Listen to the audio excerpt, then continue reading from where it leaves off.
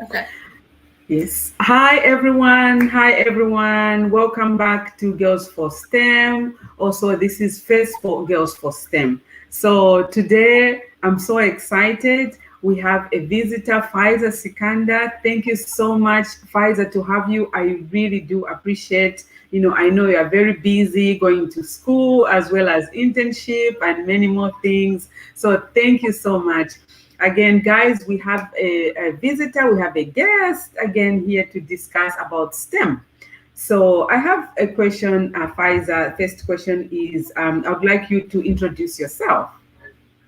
Okay. Hi, everyone. My name is FAIZA. I'm a rising junior studying mechanical engineering at Rutgers. Currently, I am a commercial engineering intern at Rockwell in the digital engineering team, and I'm really looking forward to this. Wow, that's so exciting. You already have an internship, and I think we're going to discuss how you set yourself to have an internship at this, during your school career. Because sometimes people think it's not doable. Sometimes, they also don't know how to set themselves up for an internship. Mhm. So this is something we're going to discuss. I'm so excited to have you. So I have a question. So the other question I would like to ask you is, so what does STEM mean to you? So, STEM, honestly, when I look at STEM, I kind of just focus on the engineering part, being an engineer. And I feel like engineering itself is you take what you learned in science and you make something out of it. Like you want to apply it to make it useful. Science is all about, I don't know what this is, but I'm going to explore and see what this means.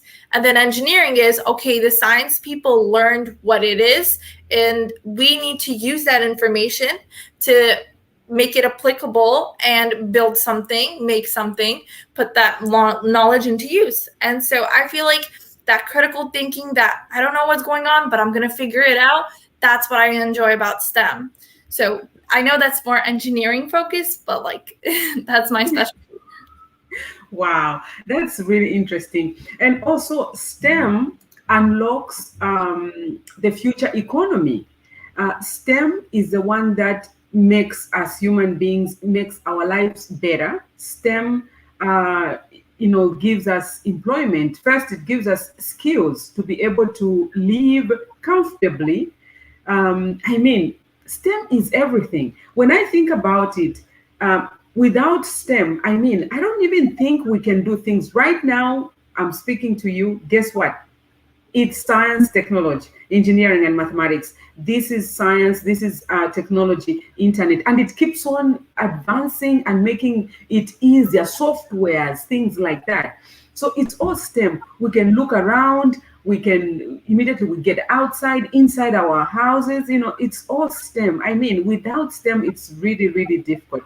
So, Pfizer, so let me say, how did you navigate your STEM career? Maybe if you can start from the beginning. How did it spark to you? How did you know you're going to do STEM? So can you show us like or explain your story how it began? So growing up, I'm sure you guys had so many different careers that you wanted to go into. And as a young girl, I was like, I'm good at math, I'm good at science. I like crafting, I like building things, I like puzzles and Legos. I'm not that. I definitely do have a feminine side. You can have both, trust me. So I started off, I was like, I want to be a doctor. And then I saw the amount of education that you had to get going to med school and stuff like that. So doctor, dentist, that kind of took the back seat. And then going into high school, I took my first coding class and it was Java. And I was like, you know what, after this, I'm being a software engineer. That's it. That's what I love. And when I saw the actual building part, and I was like, why would I spend my time coding all day? Instead, I could actually build something with my hands. So I kind of found that part rewarding. I'm also like into arts and crafts. So I felt like that part of my personality would also be fulfilled if I went into something more hands-on.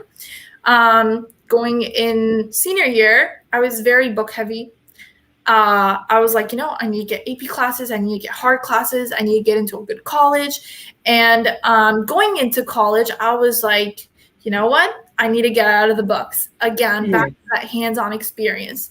I went in, and I'm telling you, being a first-generation student, being women, like, it's hard because you don't really know what you're doing. You don't even know what engineering is about. You go in completely blind. But here's the key.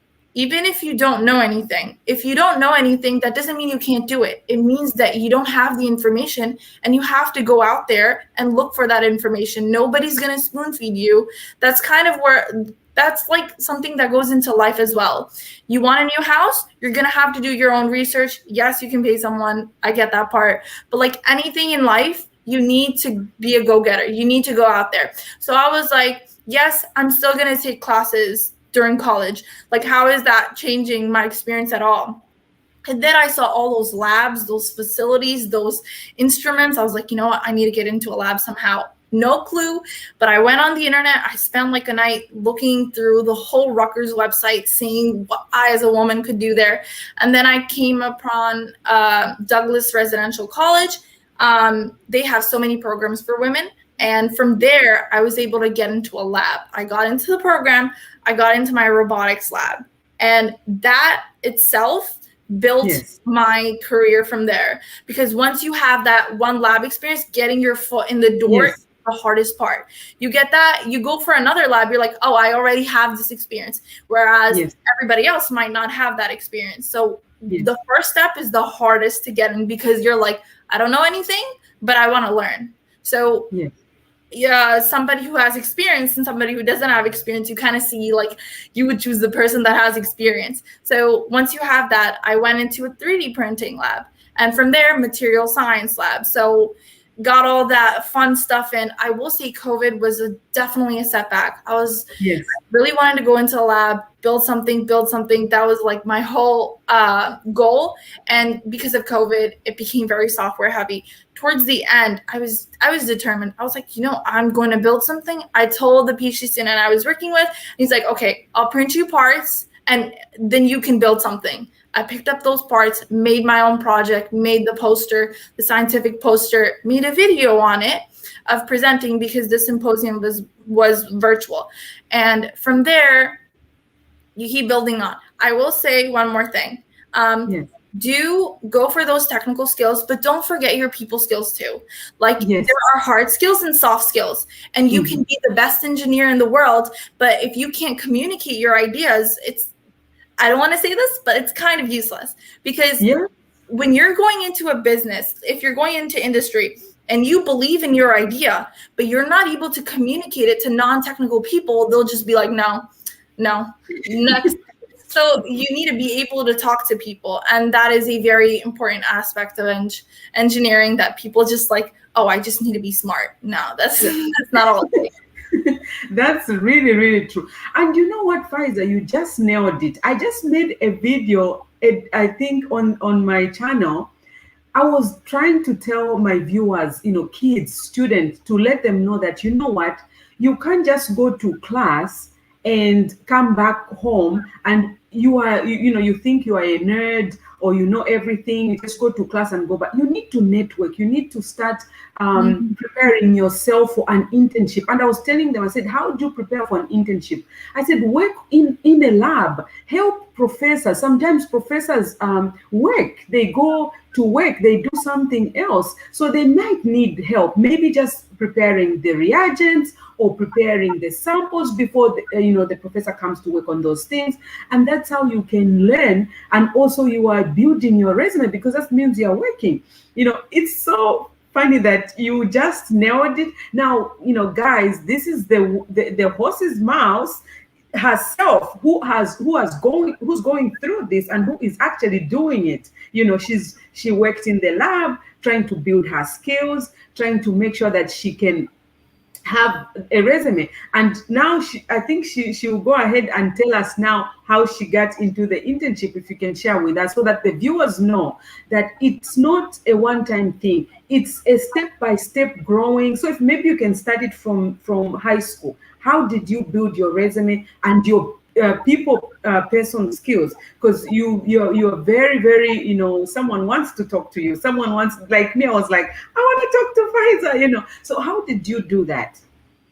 I feel like it came from the mindset of I feel like every career does that in some way, shape, or form, but I was somebody who wanted to help people. I liked being around people. I didn't have a lot of like close friends, so I was just like friendly with everyone. I guess that's where I get kind of my easy to talk to aspect.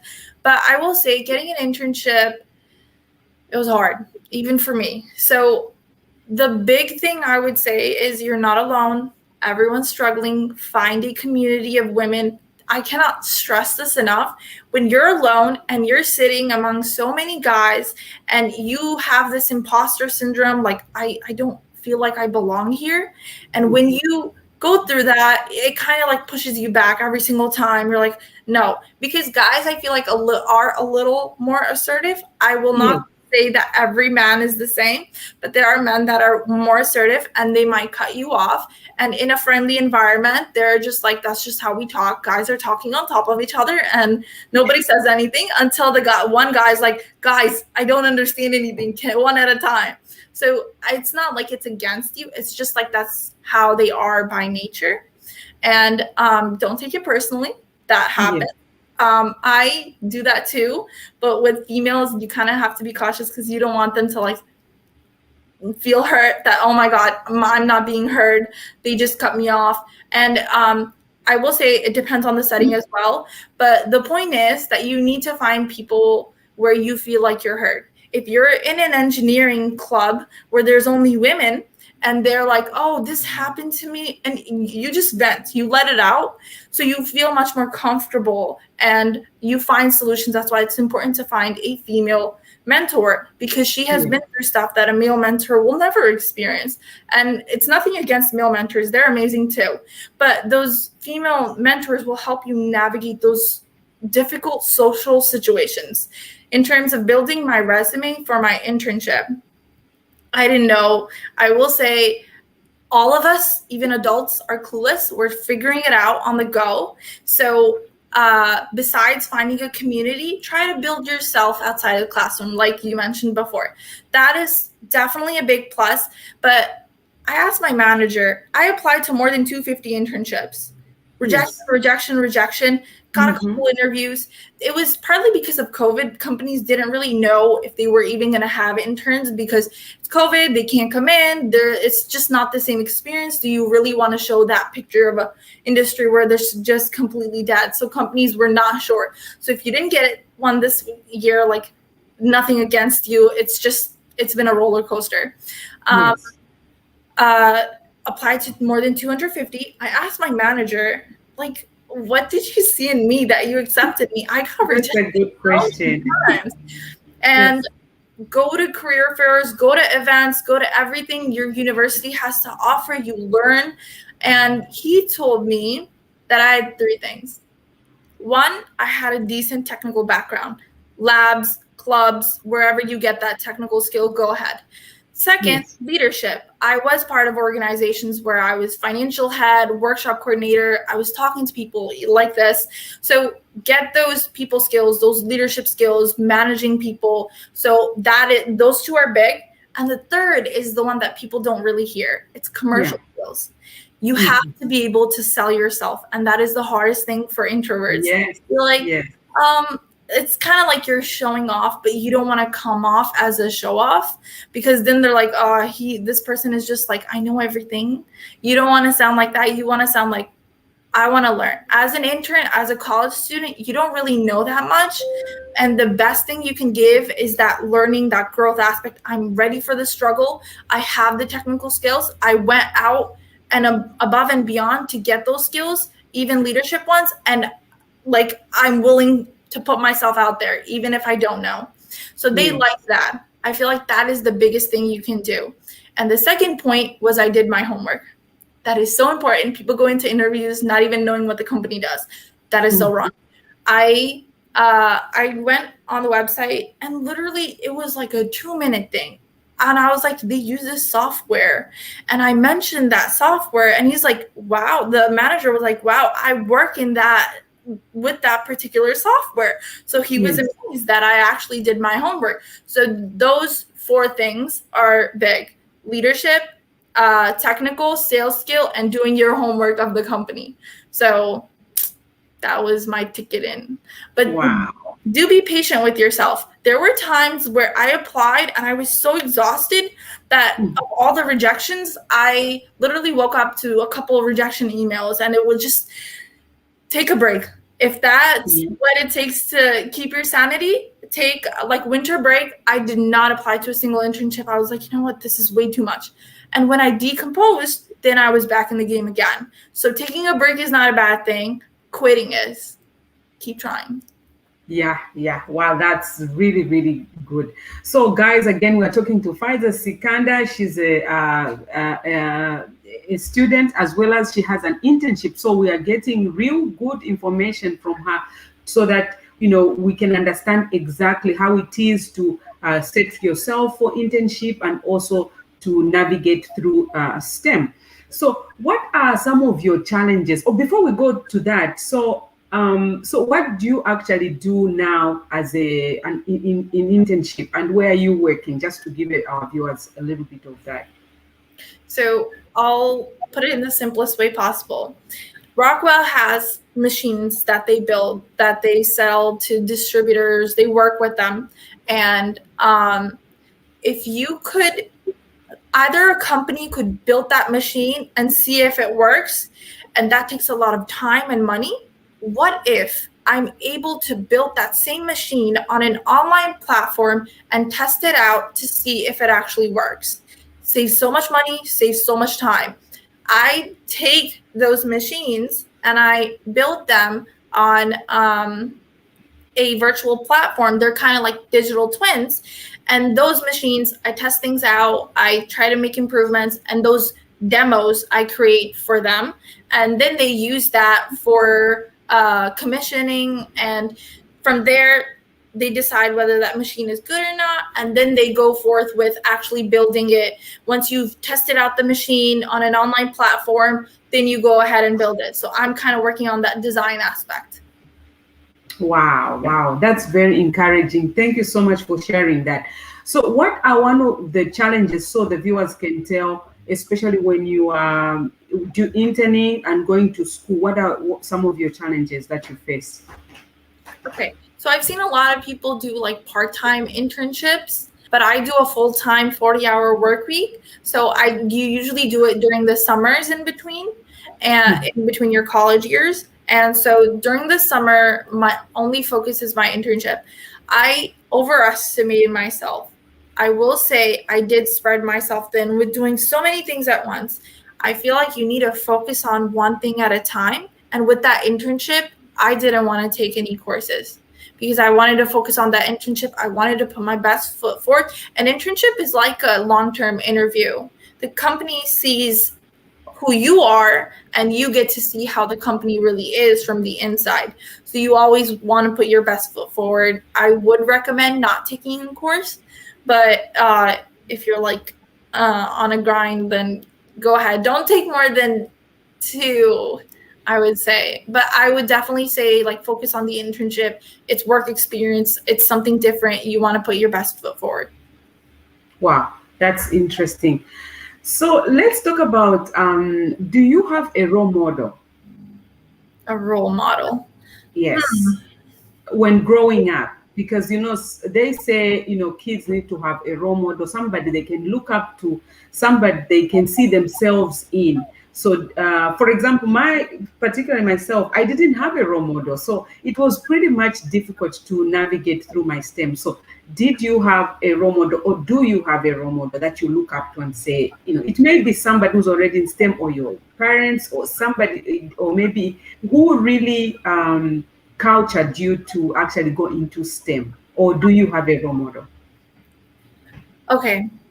My dad was my role model in terms of hardworking. Even my mom, I saw them work their everything off, put their blood and sweat into building us to who we are. So work ethic wise, I wanted to give something back. I was like, you know what? Your parents go out of your way to do so much for you, and the least they expect you is to do good in school and make a career, be happy. So I feel like that's where that go-getter comes from. But in terms of STEM, as a Muslim woman, people are like, they're oppressed, they're this, they can't do that. And I wanted to prove them wrong.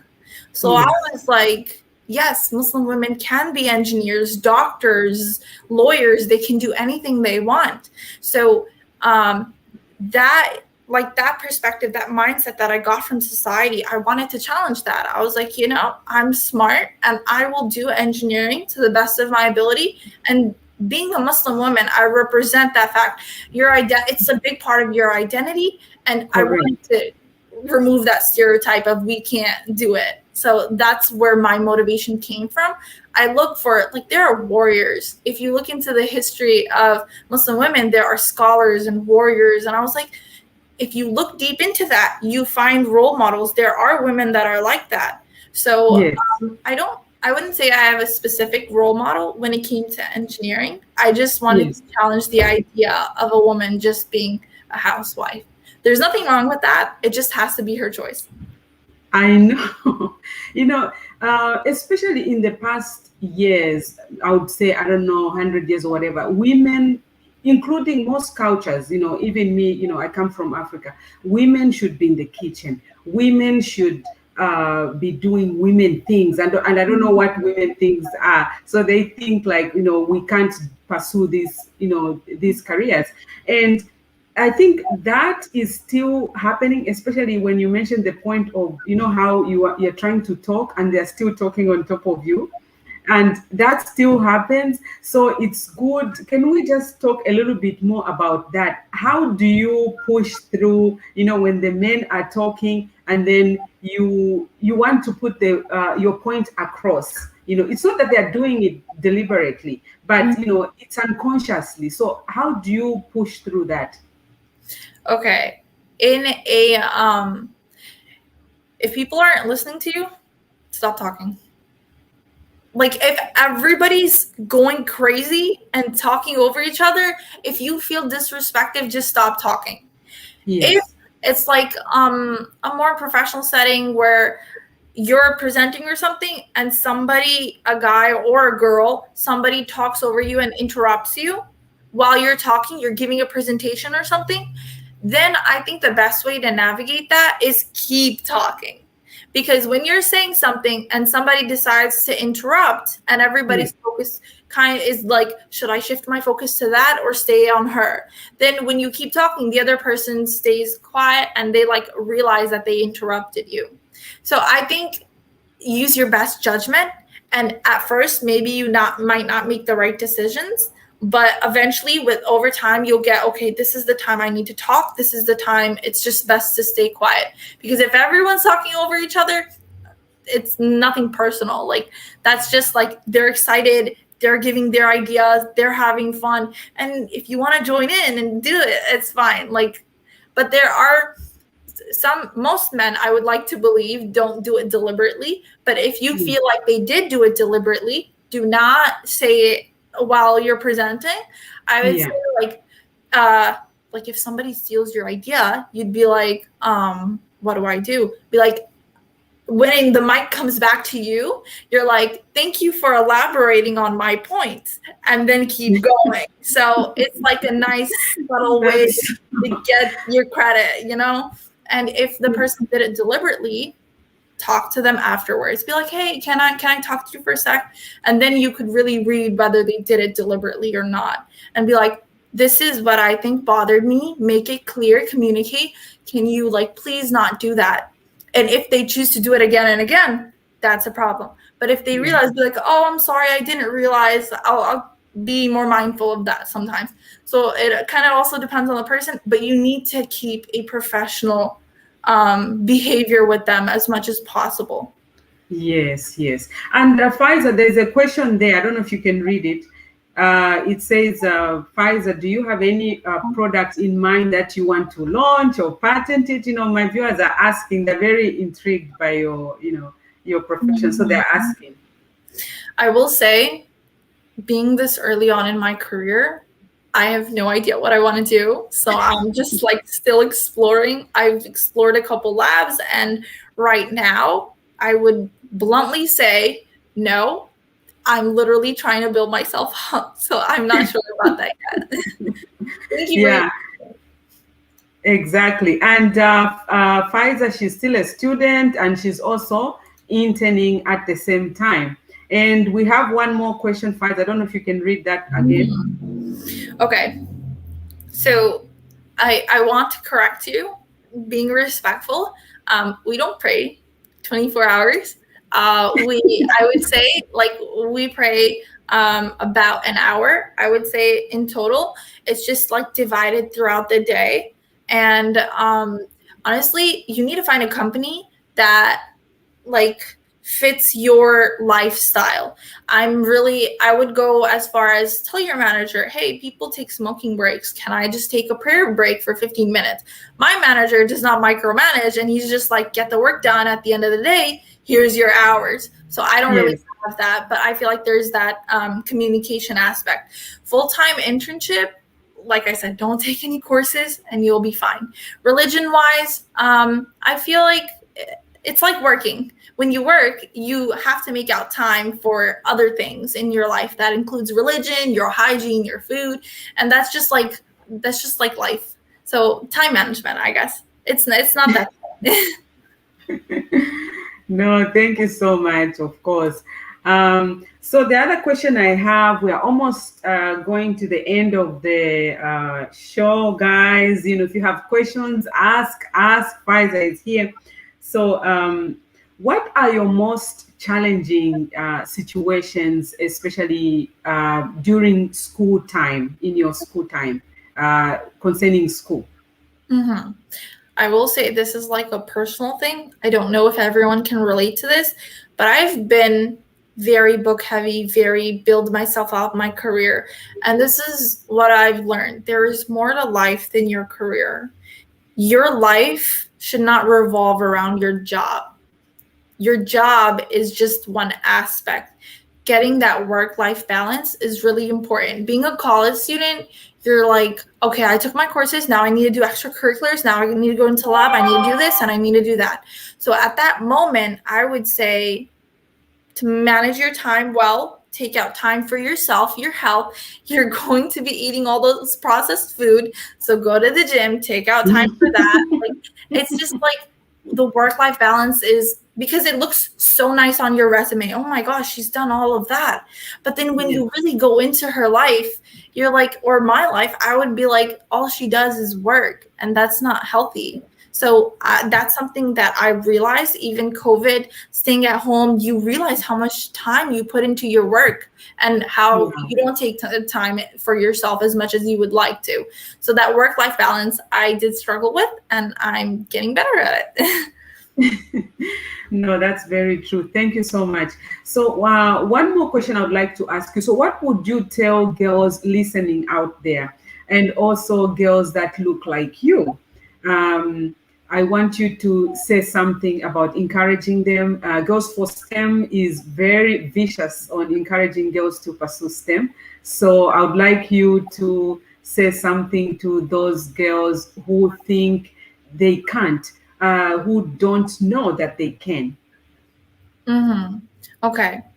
Self-esteem is something that everyone deals with, like having low self-esteem. The best thing to do is find a community. When you see people around you that can relate to you, it's so much better. Secondly, who says you can't do it? Why is their opinion even valid? You can do whatever you put your mind to. It has nothing to do with you being a girl. As a matter of fact, we deal with different issues than men, and we deal with a lot in life, and we make it every single day. We make it work. A mother, you're telling me she's she's a housewife. She doesn't work. No. Being a housewife is full-time employment. That is a lot of hours that you put, and you do it without being paid. Like, we contribute so much to society. If you can bring another human being into this world, You could do anything like that. Being able to do that is a miracle. And as women, we are able to do that. So engineering, anything. There are women that were warriors, they were scholars, they were engineers, they're businesswomen. That like we have done everything. It's just that our society tends to teach us, our system tends to teach us all the accomplishment that men have made. If you look into your own history, you have done a lot. You just like your past, your ancestors, they've accomplished so much. And take out inspiration from them, find a community that supports you, that helps you. And if you can at that moment, never give up on yourself. If the world can say so many things, but internally when you believe in yourself, and I'm not saying you're always going to be all jumpy and I believe in myself, you will doubt yourself, but you always have to pick yourself back up. Look in the mirror and see that amazing woman. Like 10 years from now, picture the woman you'll be. If you keep striving and struggling and fighting these people, you'll be proud of yourself. You'll be like, that young, amazing, compassionate, ambitious woman turned out to be so much. If you give up today, your future self will not be happy. So, keep the big picture in mind too. Wow, that's really interesting. And, girls, they have to know also that there will be struggles. There will be, in every career they go struggle. So it's not like, oh, it's just maybe in engineering. So it's the same struggles everyone goes through. We all do mathematics just like any other. We do science like any other, because most people think, oh, because it's science, mathematics, so it's going to be hard to pursue STEM. No, actually, it's just the normal thing that we do, and you can also do it. Mm-hmm. Thank you so much, FAIZA. I'm so excited to have you. Hopefully, we can see you again on this show. I really do appreciate. Please, thank you so much. If you guys have any questions, leave them comments, leave them down there. If you're coming here for the first time, please don't forget to subscribe. And thank you so much, everybody. And cheers. Thank you, FAIZA, for having you.